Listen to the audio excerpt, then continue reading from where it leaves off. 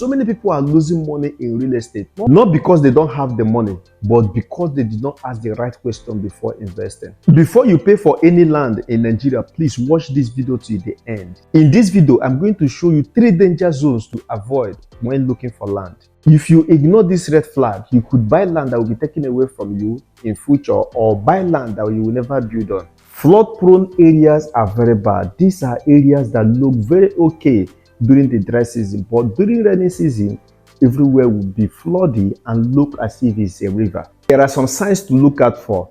When the land is too low, the road level, there is problem. When there is no good drainage system around that area, there is problem. When you start hearing stories like, we don't normally come here when it rains, please run. For example, someone bought land in Port Harcourt because it's cheap, and on the first rain, his fence collapsed. Now the land is empty and useless. Always ask the right question.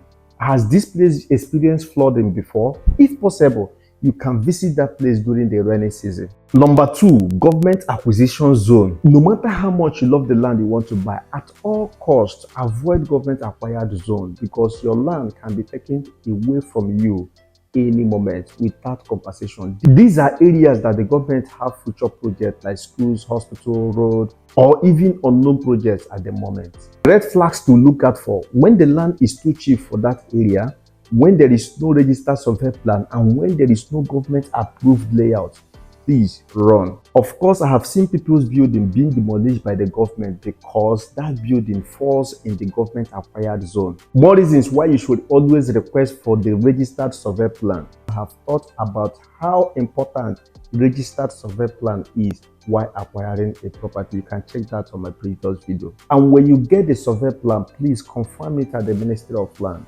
Number 3, native or community dispute land. Finally, please avoid any community or native land that is in dispute. This happens when different families or chiefs are fighting over who owns the land. The red flag include when they ask you to settle multiple people before buying the land. When there is no documented agreement, just verbal agreement. Also, when they ask you to build, that nothing will happen. Maybe you have heard some stories of some people who bought land, and when they start building, some people will come to them with cutlass and they will abandon the project. Please, if you are not around, or if you don't have strength for this drama, only buy from real estate companies that have perfected their properties. Please avoid these 3 areas: flood-prone areas, government acquired areas, and community disputed areas. Buying land is a big step, so don't rush.